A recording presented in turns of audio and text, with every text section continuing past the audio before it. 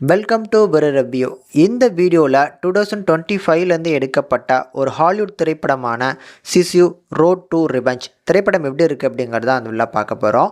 And இந்த திரைப்படம் தேட்டர்ஸ்லேயே தமிழ் டப்பிங்கில் வந்திருக்கும். நிறைய பேர் பார்த்துருப்பீங்கன்னு நினைக்கிறேன். ஏன்னா சிசு 1 வந்து பார்த்திங்கன்னா நிறைய பேருக்கு ஒரு ஃபேவரட்டான ஒரு படமாக இருந்திருக்கும். ஸோ அதனால் கண்டிப்பாக தேட்டரில் நிறைய ஆடியன்ஸ் பார்த்துருக்கலாம். ஸோ ஒரு வேளை மிஸ் பண்ணியிருந்தீங்க அப்படின்னா இப்போ ஓடிடியில் அதுலேயுமே ஹெச்டி பிரிண்டில் வந்து பார்த்திங்கன்னா வெளிவந்துருச்சு. ஸோ முடிஞ்சால் கண்டிப்பாக ட்ரை பண்ணி பாருங்கள். இது ஒரு மஸ்ட் வாட்சபிள் ஃபிலிம்.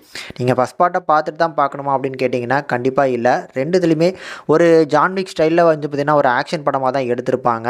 ஆனால் ஃபஸ்ட் பார்ட் வேறு லெவலில் இருக்கும். அதனால் கண்டிப்பாக மிஸ் பண்ணாமல் ட்ரை பண்ணி பாருங்கள். சரிப்பா, இந்த படத்தில் தாத்தா என்ன பண்ணுறாரு அப்படின்னு கேட்டிங்கன்னா, ஸோ ஃபஸ்ட் பார்ட்டில் எடுத்துக்கிட்டோன்னா ஸோ அவர் தங்கத்தை தேடி அலைவார். அந்த தங்கத்தை கண்டுபிடிச்சதுக்கப்புறம் அதை ஒரு கும்பல் வந்து பார்த்திங்கன்னா கொள்ளையடிச்சிட்டு போவாங்க.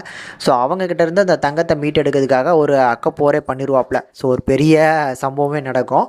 அதுதான் ஃபஸ்ட் பார்ட்டோட கதை. அதே மாதிரி இந்த படத்தில் வந்து பார்த்திங்கன்னா இந்த போர்லாம் முடிவுக்கு ஓரளவுக்கு வந்துடுச்சு. ஸோ இந்த போருக்கு நடுவில் வந்து ஆப்போசிட் பார்ட்டியை சேர்ந்தவங்க வந்து இந்த நிலத்தை நிறைய இடங்களில் வந்து பார்த்திங்கன்னா ஃபின்லாண்ட்லேருந்து ஆக்கிரமிப்பு பண்ணிட்டாங்க.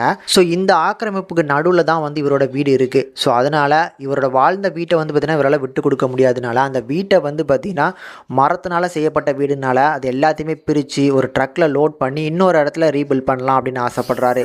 இப்படி எல்லாத்தையுமே ரெடி பண்ணிவிட்டு அந்த ட்ரக்கை ஓட்டிகிட்டு போகும்போது இவரோட பழைய எதிரிகளை வந்து பார்த்திங்கன்னா இவர் சந்திக்கிறாரு. ஸோ அந்த எதிரிகள் இவரை பார்த்ததுக்கப்புறம் சும்மா விடுவாங்களா? ஸோ இவர் எப்படியாவது வந்து பார்த்திங்கன்னா அழிக்கணும்னு முயற்சி பண்ணுறாங்க. ஆனால் நம்ம தாத்தா யார் அப்படிங்கிறத நம்ம ஃபஸ்ட் பார்ட்லேயே நம்ம பார்த்துருப்போம். ஸோ இவர்கிட்டக்க வரக்கூடிய எதிரிகளை இவர் எப்படி கையாள்வார்னு. ஸோ அதே மாதிரி இவர்கிட்டக்க வரக்கூடிய இந்த செகண்ட் பார்ட்டில் வரக்கூடிய எதிரிகளை இவர் எப்படி பந்தாடுறாரு அப்படிங்கிறது தான் கான்செப்ட்டு. நல்லா இருந்துச்சுங்க. ஃபஸ்ட் பார்ட் எந்த அளவுக்கு நம்ம ரசித்தோமோ அதே மாதிரி தான் இந்த செகண்ட் பார்ட்டும் ஆக்ஷன் என்டர்டெய்னர் அப்படின்னு சொல்லலாம். ஸோ ஃபஸ்ட் பார்ட்டில் ஒரு நல்ல கதையும் இருந்துச்சு. இந்த படத்தில் அந்த கதை வந்து பார்த்திங்கன்னா ஓரளவுக்கு ரொம்ப சுமாராக இருக்கும் அப்படிங்கிற மாதிரி நான் ஃபீல் பண்ணேன். ஏன்னா வீடுகளை வந்து பார்த்திங்கன்னா பிரித்து அங்கே கொண்டு போகிறாருன்னு காமிச்சிருப்பாங்க. ஸோ வீடுகள்ங்கிறது ஒரு நல்ல எமோஷன் தான். ஆனால் அந்த வீடுகளை பிரித்து நம்ம திருப்பி அங்கே போய் ரீபில்ட் பண்ணாலும் அந்த எமோஷன்ஸ் அந்த வீட்டில் இருந்த அதே செட்டப் அங்கே கொண்டு வர முடியுமான்னு எனக்கு தெரில. ஸோ ஓரளவுக்கு ஓகே, கதை வந்து பார்த்திங்கன்னா இங்கே இல்லைனாலும் ஆக்ஷன் தானே பார்க்கணும். அப்படி ஆக்ஷனை நம்ம குறைய சொல்ல முடியாது, நல்லா இருந்துச்சு. ஆக்சுவலி இந்த படத்தோட ஹைலைட்டான ஒரு விஷயம் என்ன அப்படின்னா, வழக்கமாக ஒரு படத்தில் ஒரு ஹீரோக்கு மாஸ் மூமெண்ட்ஸ் இருக்கும். அப்படி தான் இந்த படத்துலையுமே மாஸ் மூமெண்ட்ஸ்லாம் நிறைய இருக்குன்னே வச்சுக்கோங்களேன். ஆனால் டைலாக்ஸ் அப்படிங்கிறது எடுத்துக்கிட்டோன்னா ரொம்ப குறைவாக தான் இருக்கும். ஃபஸ்ட் பார்ட்டை எடுத்துருந்தீங்கன்னா விரல் விட்டு நேரலாம். ஸோ எத்தனை டைலாக் நம்ம ஹீரோ பேசியிருக்காருன்னு. அதே மாதிரி தான் இந்த படத்துலையுமே அந்த சைலண்ட்டான சம்பவம் தான் அந்த படத்துக்கு ஒரு ஹைலைட் அப்படின்னு சொல்லலாம்.